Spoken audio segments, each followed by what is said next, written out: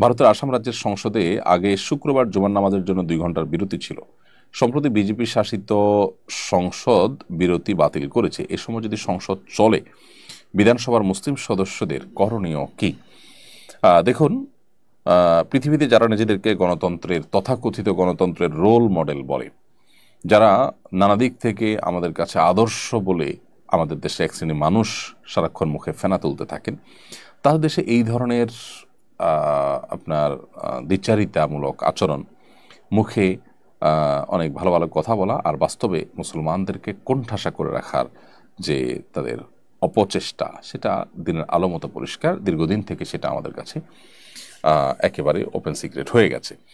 তো এরকম পরিস্থিতিতে মুসলিম সংসদ সদস্য যারা আছেন, তারা এটার বিরুদ্ধে প্রতিবাদ করা, সংসদের বাইরে যারা আছেন তারা প্রতিবাদ করা, সেটা যেমন আমাদের কর্তব্য, ঠিক একইভাবে বিধানসভার মুসলিম সদস্যরা ওই সময় বের হয়ে জুমার নামাজ পড়া তাদের উপরে আবশ্যক।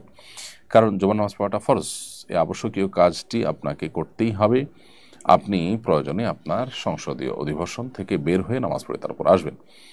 কারণ ফরজ নামাজ বাদ দিয়ে করা যায় এমন কোনো কাজ পৃথিবীতে নেই। আল্লাহ তালা ইসলামে এমন কিছু রাখেন নাই যে ফরজ নামাজ বাদ দিয়ে সেটা করা যায়, বিধায় ফরজ নামাজ তাদেরকে পড়তে হবে। তাছাড়া সংসদে আমরা অনুপস্থিত থাকতে পারি, সেই সিস্টেম বা সে সুযোগ, সে আইনও আছে। সংসদে অনুপস্থিত থাকলে 2-4 ঘন্টার জন্য গেলে যে সংসদ সদস্যপদ বাতিল হবে এমনও তো কথা নেই। তাহলে নামাজ পড়তে অসুবিধাটা কোথায়? আর যদি আল্লাহ না করুক বাতিল হয়ও, সেরকম সিস্টেমও যদি কোনো জায়গায় থাকে, সেরকম জুলুমও যদি কোথাও থাকে, তারপর আমাকে নামাজ পড়তে হবে, নামাজ ছাড়া যাবে না।